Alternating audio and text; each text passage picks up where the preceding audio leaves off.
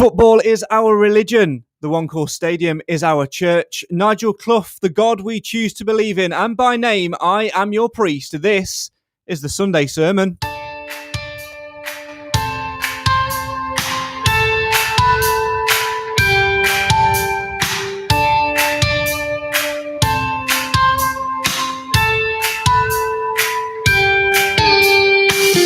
Mansfield Town then draw 1-1 at home to Rochdale, stopping the rot of defeats thanks to Danny Johnson coming off the bench to score his second goal in as many games. But the question remains, has the rot been stopped? Has the ship been rebalanced? Are the Stags sailing into more clearer waters? Or, with the fresh news of yet more defensive injuries, are there still more icebergs left in the sea for the good Captain Clough to navigate through? Let us know your thoughts on yesterday's game at the One Course Stadium in the comments right now. Come and have your say on your team. Mansfield Town 1, Rochdale 1. This is the place for you to share all of your thoughts, your comments, your questions, your observations. We'll see what lessons we can take away too as we join together for our weekly sermon and our weekly recap of all things Mansfield Town.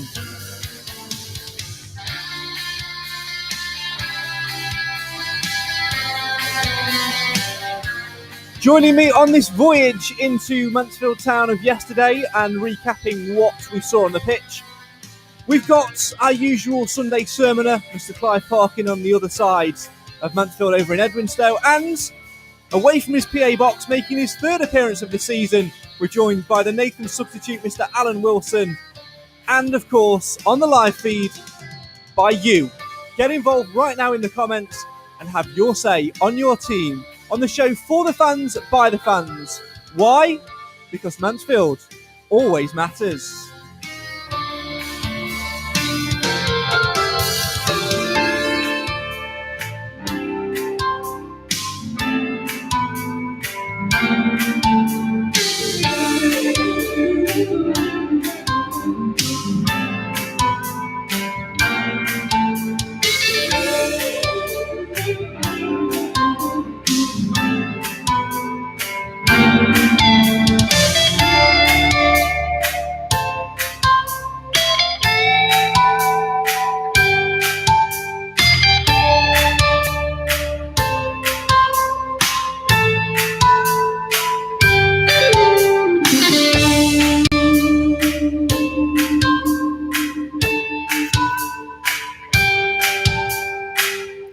A very good evening to you all and welcome to the Sunday Sermon with me, Craig Priest. Joining me virtually, we've got Clive Parkin. Good evening, Clive. Good evening, Craig.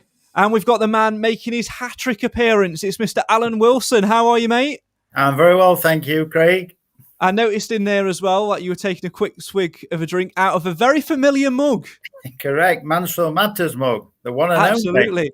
Do you know what? I'm the only one out of the three in this room actually to not have a Mansfield Matters mug handy because I've only got juice and not a cup of tea. But it also saves me delving into the cupboard to give you your hat-trick mug, Al. So there you go. You've already been presented with it. We'll start with you. Yesterday, of course, 1-1 draw at home to Rochdale. The most important thing out of it all was that the rot of defeats was finally ended.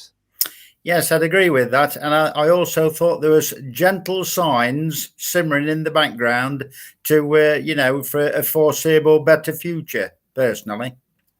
Yeah, we'll certainly see what the future does bring. One thing that Nigel Clough did mention in his post-match comments there, which we'll delve into later, Clive, was the fact that Richard Narty and Will Forrester remain on the treatment table. Narty missed yesterday's game and he'll be out for 6 to 8 weeks after picking up an injury on his debut game against Harrogate. Will Forrester, who signed on deadline day, who was supposed to be out for 2 weeks, then another 2 weeks, has got another 2 weeks on top of that, so we won't see him till October. Is Mr. Clough getting a good night's sleep at the minute, Clive? I think he must have thought he's run over several black cats in the last few months. He must, anything that can go wrong seems to be going wrong at the moment. The only good thing that comes out of all this adversity is that the rest of them are pulling together a bit more now, I think. Yeah, they certainly are, and that obviously follows a little bit from the James Perch injury as well. Before we delve into the Rochdale game, Alan, let's talk a little bit about the James Perch situation, get your views on it. It's like me and Clive were saying on the podcast the other day, it's one of those injuries, isn't it, which you can't visibly see. It's one of those which you don't quite know how to manage, but the Stags will have to do without him for the entirety of the season, and it's an absolutely huge loss, not only in the starting 11, but on the training ground as well. Gut wrenching for James. I spoke to him, luckily enough, yesterday again, and he said he was going to be Steve-O's sidekick for the season. But he was obviously disappointed, as we all are, and I wished him well from everybody, from myself and all the Stags fans, but it will be a huge miss. But after saying that, he will give his input on the sidelines, i.e. training, maybe sitting on the bench for the under-23s matches again. I think it could be really useful in that role. Yeah, it's certainly an interesting one with him, isn't it? Because he's got to now have a look at his future career and what he's got potentially, to do, because his contract's up at the end of the season. Nice to hear that he's going to, go with Steve-O on 103 for the remainder of the season and be sort of his co-commentator and pundit and get into the media side of things as well. But also, he'll be invaluable in that coaching role, and I'm sure that we'll perhaps see him on the training ground doing a little bit of coaching, because it's not an injury which prevents you from being active. It's just one which you've really, really got to manage. You just can't go in for contact and things like that. So actually, it could be, Alan, a good route into the coaching avenue for him. And if we can't have his appeal, we can't have his knowledge and his expertise on the pitch and his experience on the pitch and leadership during a game, the best place to have that is on the training pitch and a coaching mentality, surely. And I think that would be invaluable for Nigel Clough and, his sidekicks. I think it'll be a good appointment as in that respect. But like I say, we're going to miss him dearly on the pitch, but it could give invaluable experience to whoever comes in, or, for Forrester when he makes his debut, if and when he makes his debut, and obviously keep on top of Hewitt and Rawson and helping them out. Yeah, if and when's a very big question on Will Forrester at the moment. The more and more it gets pushed back, by the time he gets around to playing, he'll be heading back to Stoke, of course. It's only a half a season loan, that one, isn't it? So, as always, let us know your thoughts on yesterday's game. Paul has kicked us off saying solid point, could have won it. And the other talking point, Clive, is really the defence. And Jim has said, pleased for Hewitt, responded well yesterday after getting a lot of stick. So very pleasing on those two. What did you make of the two centre backs yesterday? They did very little wrong. I think Rawson by far is the stronger of the two, but he kept a solid centre pairing together. And that, despite his earlier dire performances, Hewitt came good. I thought he did very, very little wrong. I think I could only remember one mistake that you'd be thinking, oh, that's a Hewitt mistake. So I was quite chuffed, really, because we were whittled, weren't we, about the poorest state of our central defence. Yeah, I have to admit, when I saw the team sheet yesterday, I wasn't too best pleased. I really wanted to see Hawkins go in at centre half and just sort of give us that assurity. But you have to give defenders, and this is where I'll hold my hands up a little bit as well, you've got to give those players who are having a poor run of form, Alan, you've got to give them the opportunity to play another game and to put those things, to bed and put those things right. And I thought Farron Rawson out of the two was the better of the two, and sort of did so early doors with a very good crunching challenge to sort of stamp his authority. And that's exactly what we've needed from our centre halves. Yeah, I think it will also breed confidence as well. Okay, we didn't keep a clean sheet because, unfortunately, Kellen made the mistake, which gave them the goal. But on the whole of the play, I didn't think they were that good. To be honest, I think we kept them at bay. They weren't, they weren't getting through the back lines or anything like that. I just think they did reasonably well. And like some of the comments say, on a better day, we could have nicked it. Yeah, we probably should have done on a better day. And I think, this might come to a mini rant from me a little bit later on in terms of if we'd have made substitutions a bit earlier, we might have got there. But I think actually, from Rochdale's point of view, I think they'll be very, very disappointed, Clive, to have yesterday had to see Corey O'Keefe sit in the stands, because clearly he's their main guy. And we said, didn't we, in the podcast in the week, that him missing might actually do us a bit of a favour, because it really showed that they struggled to get down that right-hand side. Well, obviously he brings something to their team, and it wasn't there on Saturday, and grateful for that we all are. Their playmaker, smallish number 10. He was running the things for most of the game, but he seemed to tire in the second half. And I think that's when we were getting into our stride a little bit. I had my son with me for the game yesterday, and it's his first season really coming to watch the Stags, and he observed that the format we were playing in the first half was unidentifiable. It was very difficult to tell what it was, and I think there's a problem there because we should be able to see straight away certainly from where we sit up in the gods what the format is. And you and I both believe we need either 4-4-2 or 4-3-3s and to solidify the business. Sorry about that. You said the word, it had the bell rings. I have to write these words down, shan't I? So I'll know not to say them. But they, given the circumstances and given the pressure they're under, it was no surprise to me that there was a lack of confidence in the first half. They were frightened of everything they were doing, but that seemed to move a little bit in the second half. And it was such a shame that we conceded the goal the way we did early in the second half. And it's to the credit of the team that didn't let that do to them what it's done in the previous games, and their heads didn't fall.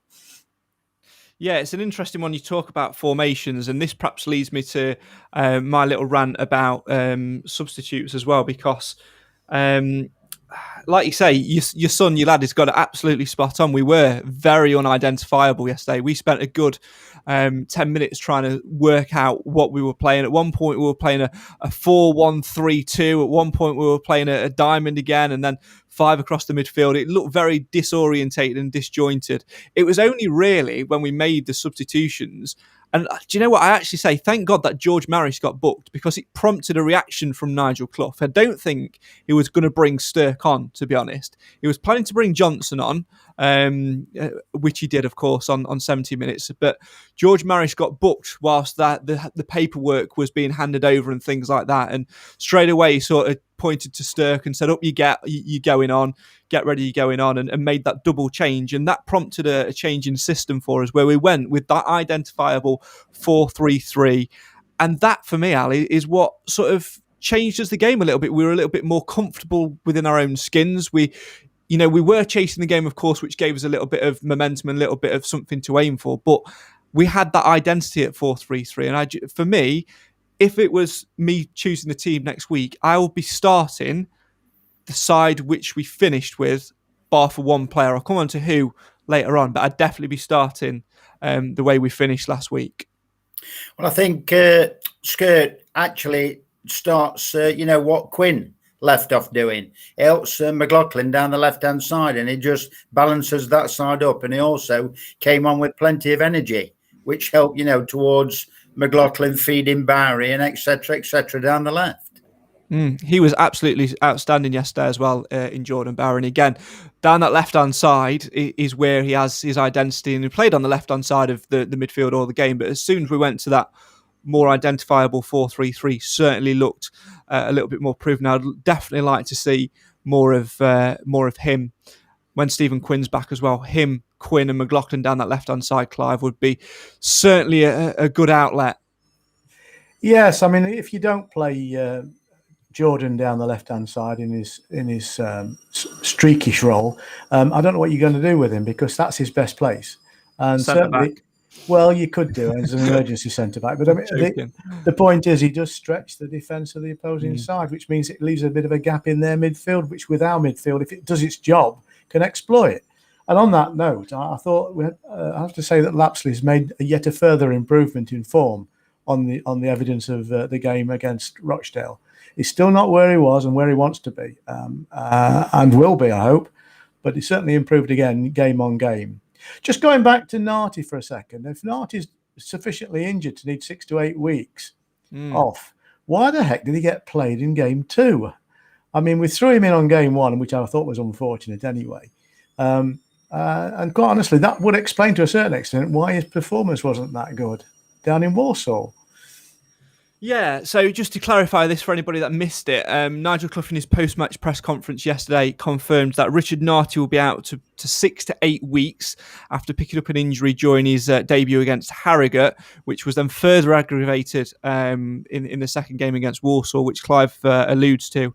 Also, Will Forrester, who was brought in on deadline day on loan from Stoke until January, also out until at least the start of October. So we've got another couple of weeks before we might see him, and definitely won't see Narty probably until mid-December, late November, mid-December on that basis. But I think he's got an absolute point there, Alan, hasn't he, in terms of if he was injured and he was playing on it, why risk him? Why play him? Because yes, you can argue that you want to try and see that partnership develop, but it was clear early doors that he wasn't having the great game, and I was very surprised that he kept him on at half time, actually, when he took Hewitt off. Yes, I was surprised at that. But with being fair to Nigel, did Narty actually explain, to him that he was feeling rough? Because, like I say, Nigel did allude to in his conflab at the end of the game against Walsall that if he could have done it, he'd took all 9 players off.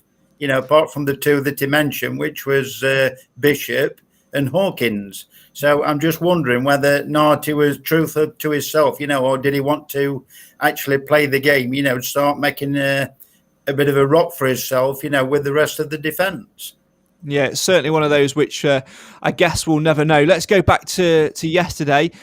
Keep your comments coming in, whether you're watching on Facebook, Twitter, YouTube. If you're listening to the audio version of this and you want to come and join us, we're on every single Sunday when I don't have something planned in London. At 6 p.m. for the Sunday sermon, and of course we're on during the week as well, usually on a Thursday, but just keep an eye on our social media pages to tell you when we are on.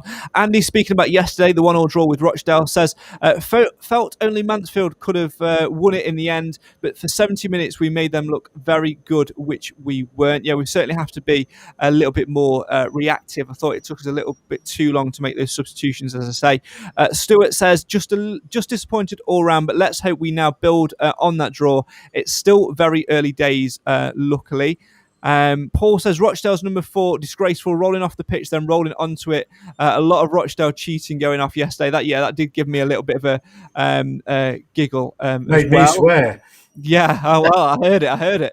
Andy also adds, they also seem frightened to shoot when they had the opportunity to do so. If you don't shoot, you can't score, etc. This is a valid point, Alan, as well, isn't it? Nigel Clough mentioned a little bit about this in his post-match interview, which we'll hear a little of in a couple of minutes' time. There was a bit of a fear factor and a nervousness about Mansfield's play yesterday, don't you think? It seems to be they're wanting that extra touch all the time. Instead of going for it, and just having a shot. I know Marius had one, and I think McLaughlin had an early shot as well. But they seem to want to take that extra touch, especially down the right-hand side. Yeah, they did. And I can't quite, comprehend why it was. Do you think it's a fact, Clive, that it's just part of the reasoning that, we're on this pouring of form beforehand, the 4 straight defeats, shipping 3 goals every single game? I guess, coming back home in front of supporters, there would have been a little bit of that. We need to be a little bit better than that, though, don't we? And not allow nervousness to creep in. I think that's all it is. I think when they're feeling insecure, and I think under those circumstances, nobody really wants to take responsibility. And if you're going to shoot, you're taking the responsibility. And sometimes you need somebody who's greedy and wants to shoot every time they get the ball at their feet. We seem too generous with it. We either pass it to ourselves, to one of a teammate, or worryingly, more often than not, we pass it to one of theirs. I think we just have to be more incisive, and that means being more aggressive in that final third, or as our previous manager used to say, in final turd. The final turd. Well, let's not hear from the previous manager. Let's hear from the current manager and get his thoughts on yesterday's game, in which the Stags came from a one goal behind, conceded when Kellen Gordon gave the ball away down the right-hand side, with Danny Johnson coming off the bench to get the Stags back into the game. A 1-1 draw at home to Rochdale. These are the thoughts of Stags boss Nigel Clough. I thought we were nervous from the first minute up until we scored the equaliser. It's inevitable and understandable to a certain degree. I think the crowd were as well. I think we all were. When you've lost 4 games on the spin and your last 2 home league games and conceded 6 goals, then there's going to be players are going to be tentative. And then you saw us all flying forward, in the Newport game at times and the Bristol Rovers, and to be fair, in the Bradford game. Results knock the stuffing out of you a little bit, and that confidence and players, instead of going forward naturally, they just take a little step back, and we saw that, I thought, for the first hour or so of the game. We set out and we've been talking to the players for the last week or two. The only way we do that is to stop giving goals away, and then I don't know, an hour gone, we go and give another sort of schoolboy goal away.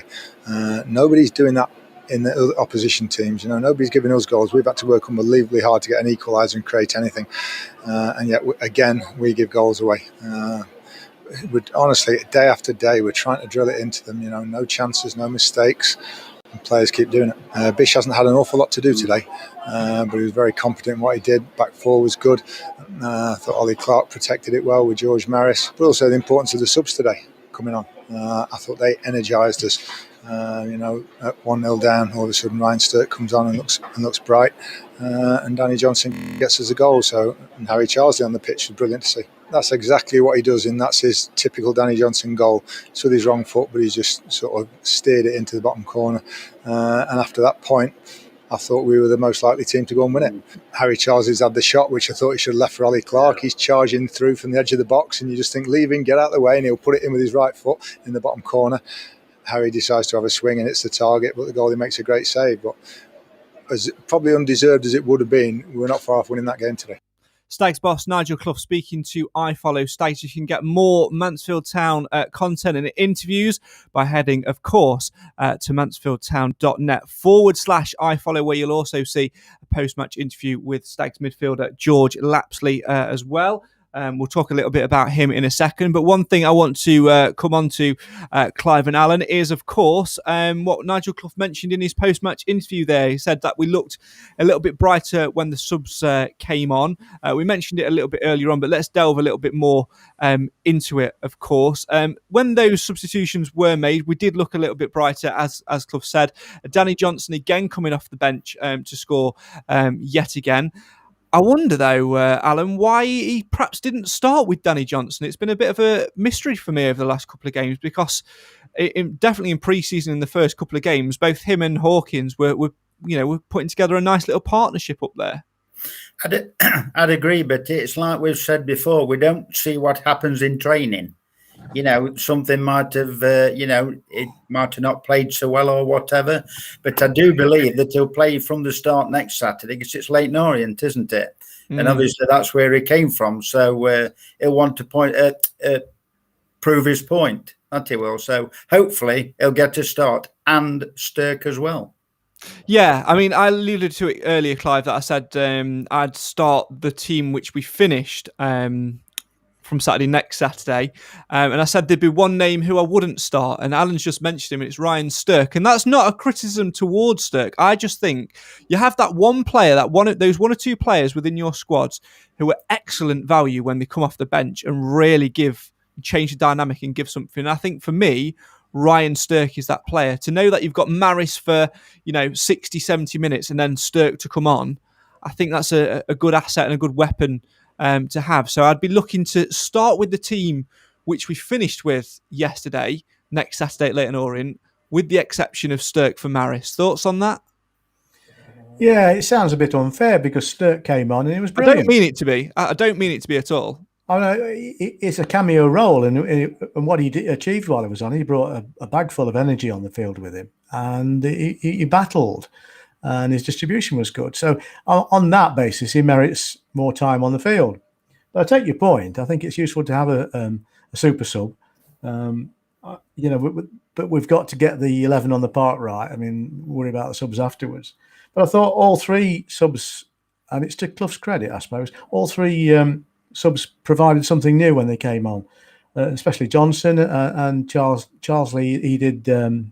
He did well in his own way. I think he's still off the pace, but if you can get him back to where he was, it all goes well for our midfield. What did you make of Harry Charlesley yesterday, Alan? The first time we've really properly seen him this season. I'm surprised he didn't start last week, to be fair. Yeah, I think he did well. He did well when he came on, got plenty of energy like Stirk, and he does help Gordon down the right-hand side, I believe, because, they had that partnership last year, didn't they? So, he could be another weapon to use as and when needed. Yeah, he certainly could. I'd definitely like to see him get a little bit of game time at some point. There's lots more to come from them. Craig says Sturt looks a different player from the Warsaw game. He seems more influencing coming off the bench. Nailed my point absolutely there, Craig. And he says, end of the day, we stopped losing games, and we stopped the rot of losing games, and that's exactly what is important from yesterday. Because mentality-wise, Clive, when you're on such a poor run and you're shipping goal after goal and they're really cheap, poor goals to give away, some point you've got to stop it. And I don't mind us being nervous for the amount of time we were nervous. I don't mind us not perhaps having as much attacking impetus, because we needed to steady the waters, because the more we carried on, the more we were going to sink without a lifeboat. And it gives us an opportunity now to say, we've hit the reset button, let's start again. Yeah, you never know. They may all have been galvanised by the whole thing. Have we got them all out now? No, there's one more. There's one more. To come.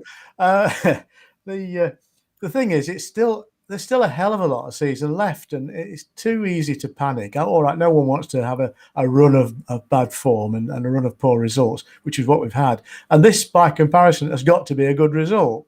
And I think my view of it was we didn't deserve to lose yesterday, but I'm not quite sure we deserve to win either. So I'm happy with a 1-1 draw.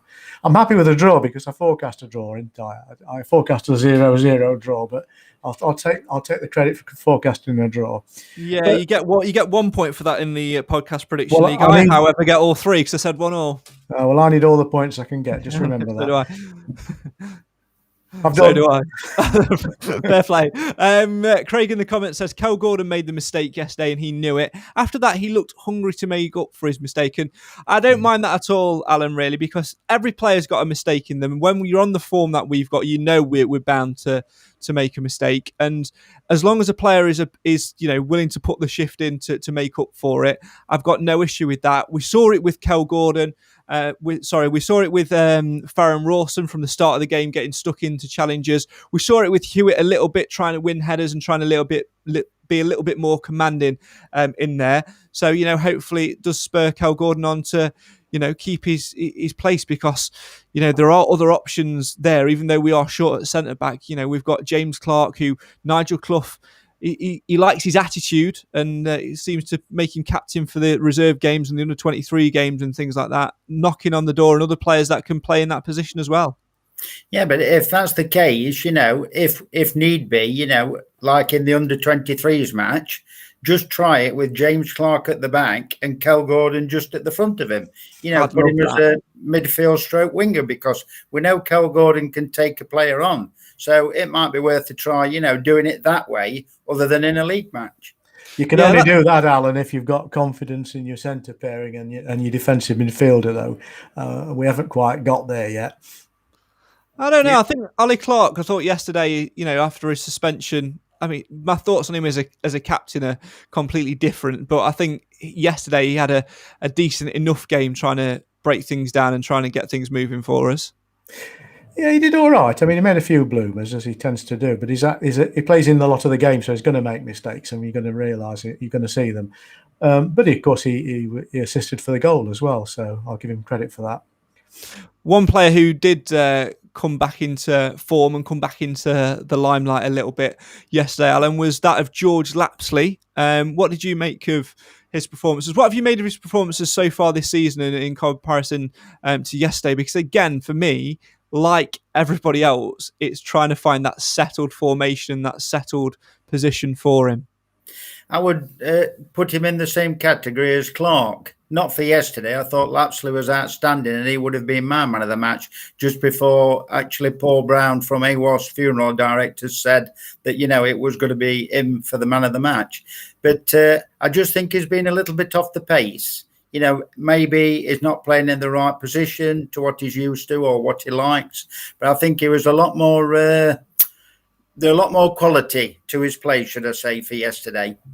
Quick question on that, on substitutions. Obviously, you always get the name and everything of who's going to be subbed. Do you ever take a look at it and think, I just can't do that, I'm just going to change it?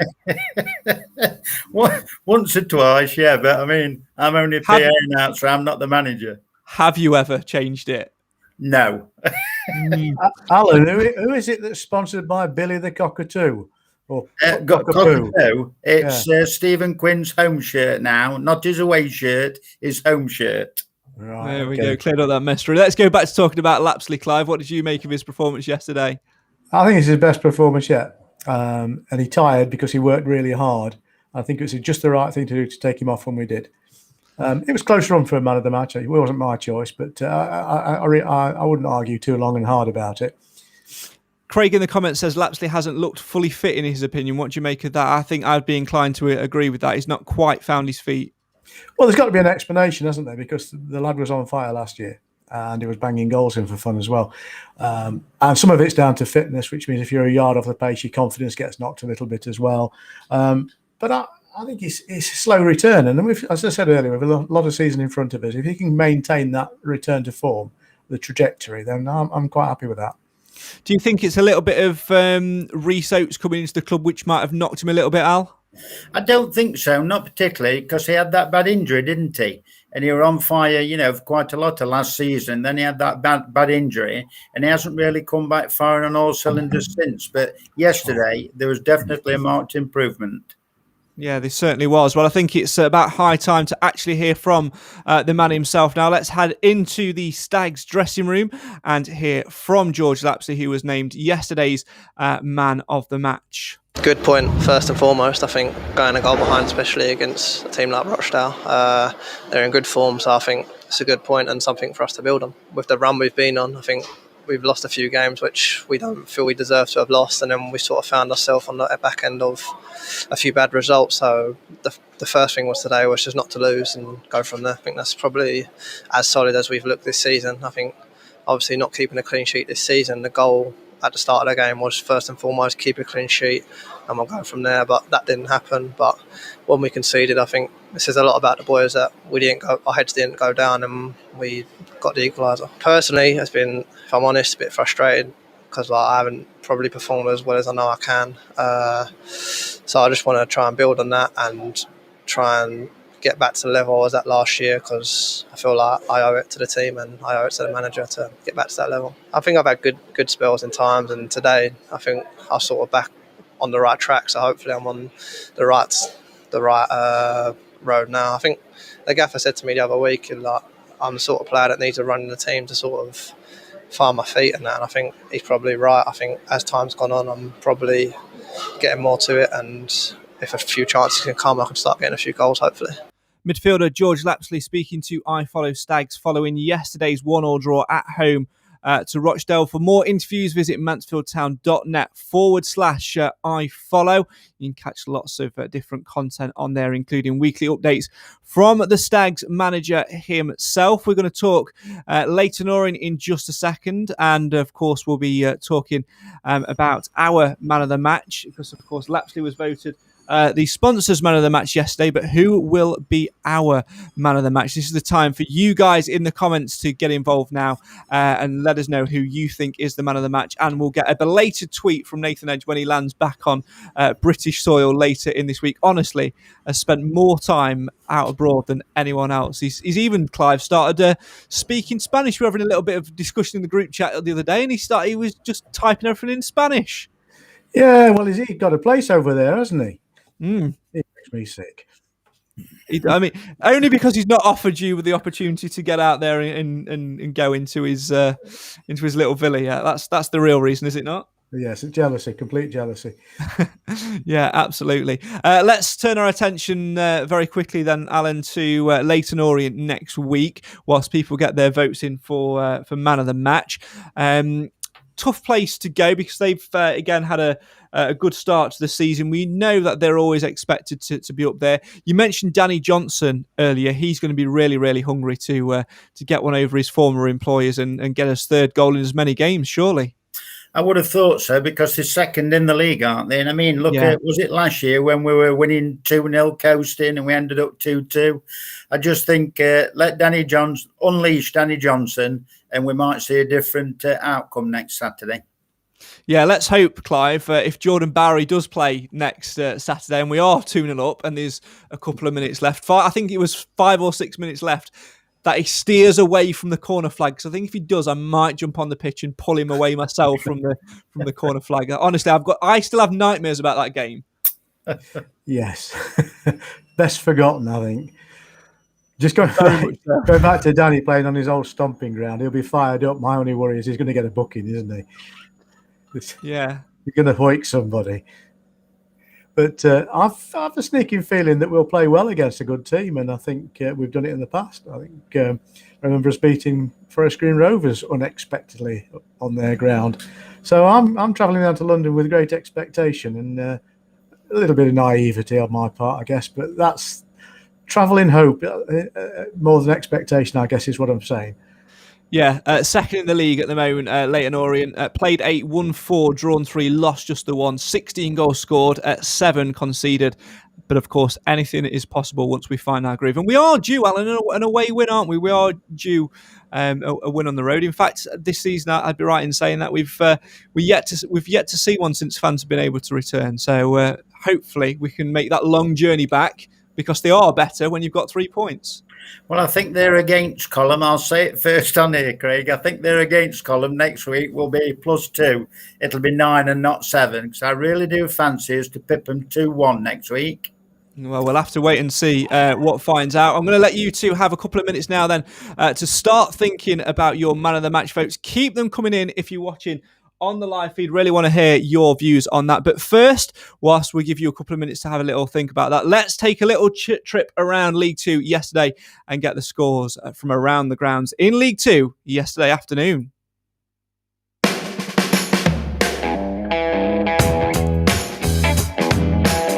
So it finished Bradford City 1, Barrow 1, Bristol Rovers 1, Leyton Orient 3. Of course, go to Orient next weekend. Carlisle United and Scunthorpe drew 2 apiece, whilst Crawley were 1-0 winners away at Colchester.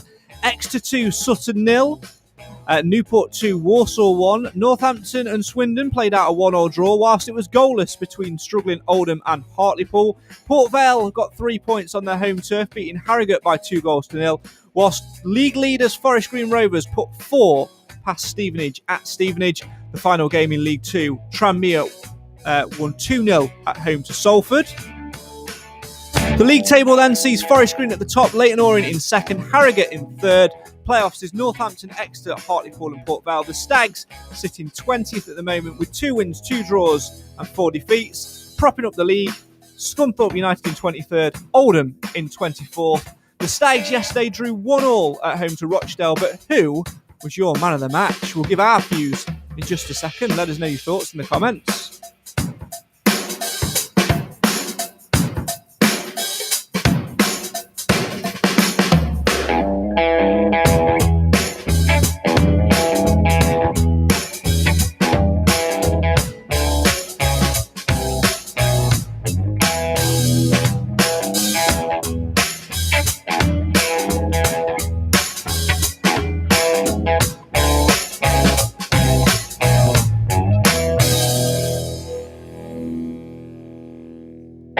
Of course, the Stags then next in action next weekend as they head to Leyton Orient. If you want to travel on the Stags Supporters Association coach, where you'll see myself and Clive, come and say hello to us if you're going on the bus next week. Departure from the One Call Stadium is 9 a.m. The SSA have added a second coach due to popular demand. So it's a £15 cost if you're an SSA member or a junior member, an amber member that is.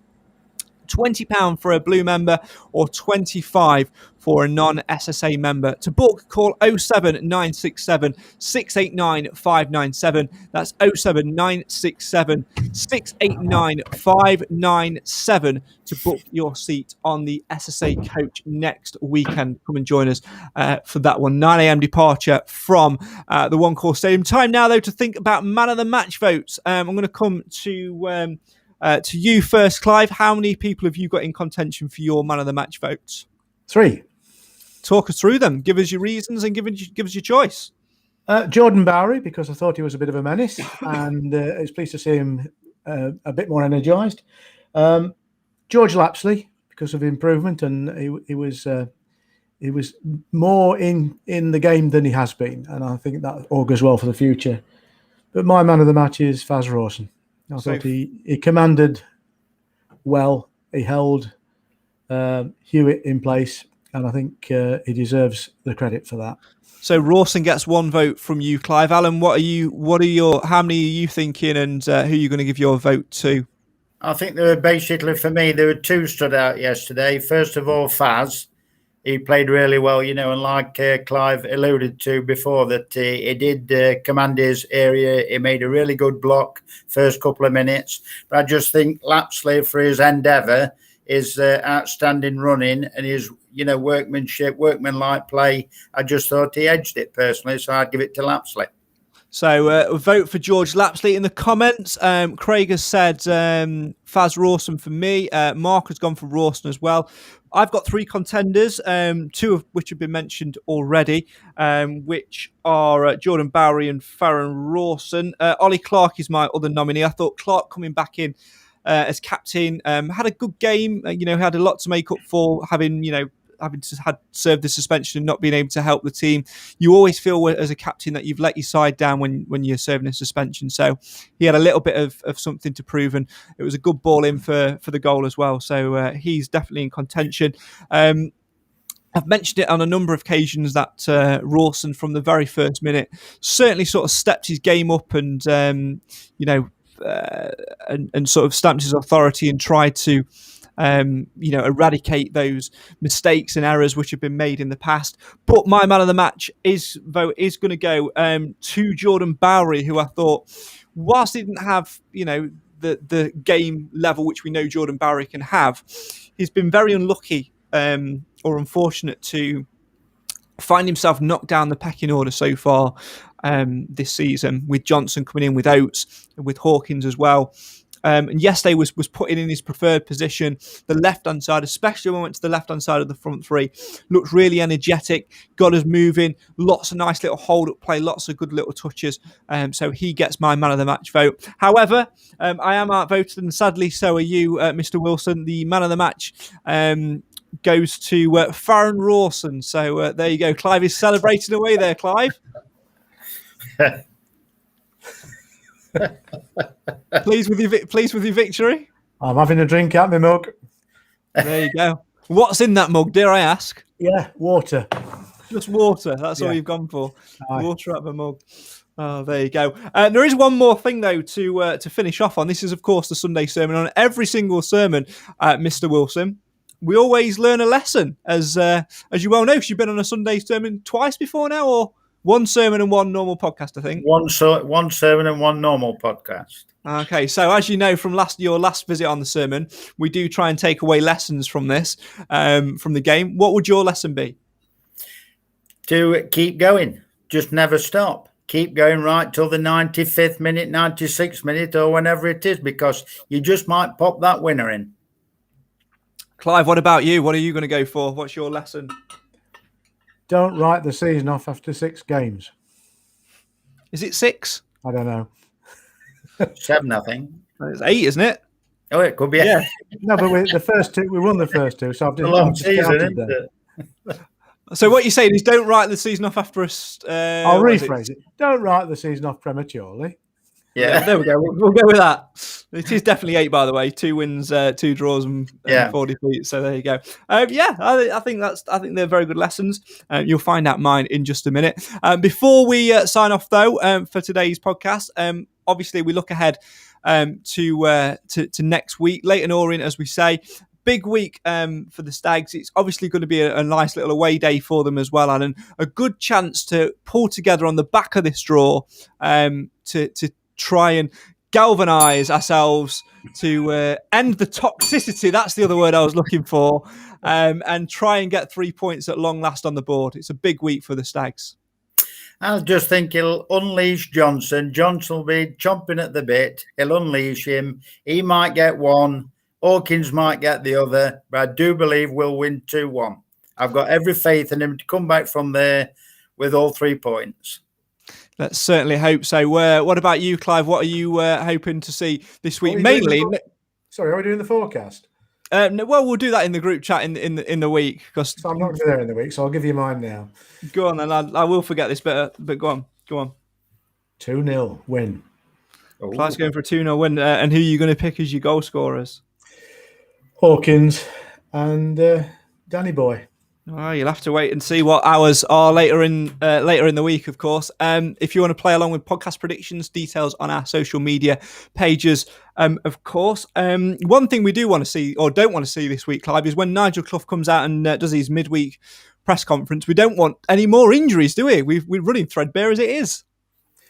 Yes, we're known as the crockpots at the moment. We've got more players injured and than you can shake a stick at, and I just wonder what more bad luck there is around the corner. Surely there's only good luck left in the shop now. We must start getting a few things running our way. I mean, maybe a fortuitous goal, maybe a decent referee for once. You never know your luck in a raffle. Of course. My thanks to Clive Parkin and to Mr. Alan Wilson for joining us on the Sunday sermon. My thanks to both of them. We'll see them again very soon indeed.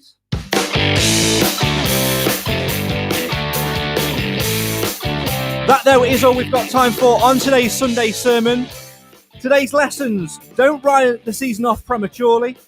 Keep going until the very, very end.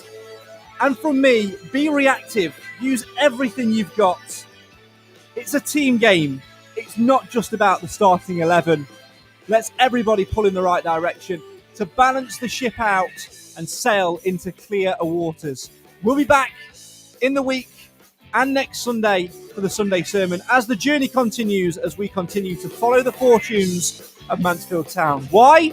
Simply because Mansfield always matters. From me, Craig Priest, from Clive, from Alan, and from everybody else as well. Thanks for watching. Thanks for getting involved. We'll see you next time.